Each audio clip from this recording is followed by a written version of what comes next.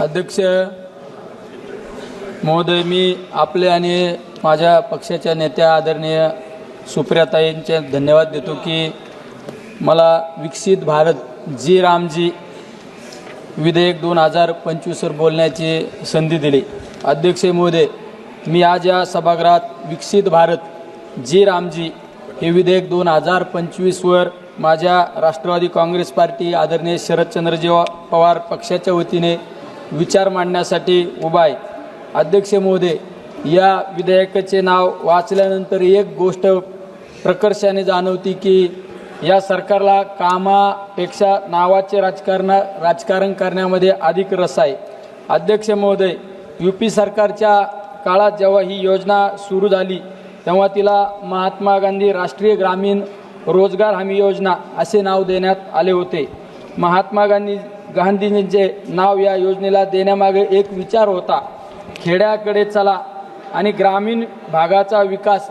पण आज हे सरकार केवळ राजकीय हेतूने प्रेरित होऊन राष्ट्रपित्यांचे नाव या योजनेवरून पुसून टाकण्याचा प्रयत्न करत आहे आणि त्याला जी रामजी असे नाव देत आहे। अध्यक्ष महोदय, नावे बदलण्याने मजुरांचे नशीब बदलत नाही, तर त्यासाठी प्रामाणिकपणे अंमलबजावणी करणे गरजेचे असते। अध्यक्ष महोदय, या विधेयकात 125 दिवसांची फसवी घोषणा केली गेली आहे। महोदय, सरकार 125 दिवसांचे रोजगारांची भाषा करत आहे, पण वास्तव काय आहे?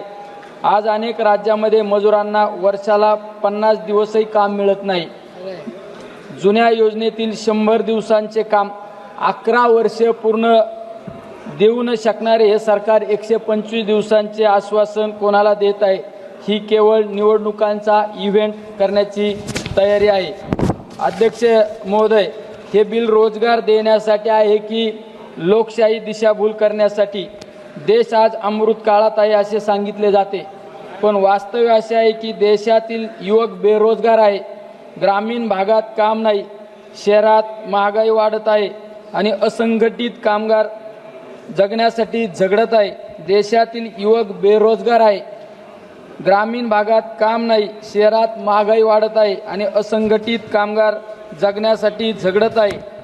अध्यक्ष महोदय, या बिलामध्ये कुठेही रोजगारांची कायदेशीर हमी दिलेली नाही। मग सरकार काय सांगत आहे?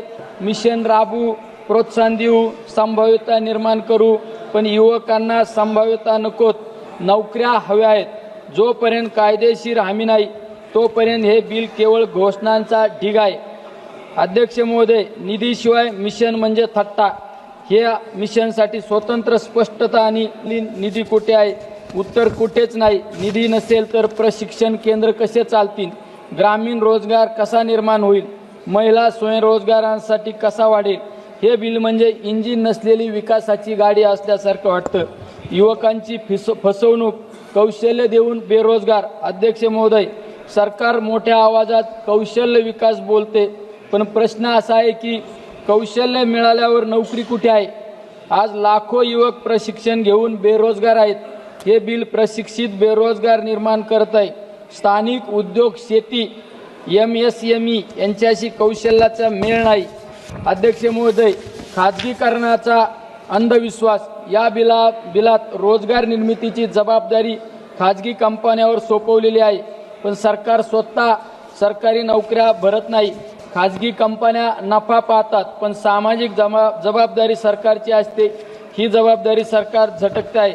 अध्यक्ष महोदय, असंघटित कामगार 90% भारत दुर्लक्षित। माननीय अध्यक्ष महोदय, देशातील 90% कामगार संघटित क्षेत्रात आहेत, पण या बिलात त्यासाठी सामाजिक सुरक्षा नाही, पेन्शन नाही, आरोग्य विमा नाही, किमान वेतनाची हमी नाही।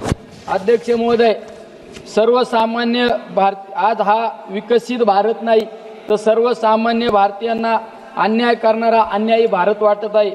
अध्यक्ष महोदय, महिला, ग्रामीण, आदिवासी भारत फक्त कागदावरच। महिलांना रोजगार नाही, ग्रामीण युवकांना संधी नाही, आदिवासी भागांचा विकास नाही। हे सगळे शब्द आहेत, फक्त ठोस कृती नाही। स्वयंसहायता गट, शेतमजूर, स्थलांतरित कामगार हे सगळे या बिलात अपेक्षित आहे। अध्यक्ष महोदय, या राज्य सरकारचा दुय्यम वागणूक, रोजगाराची समस्या स्थानिक असते, पण राज्य सरकारना अधिकार नाहीत। हे सगळे निर्णय केंद्रात घेतले जात आहे।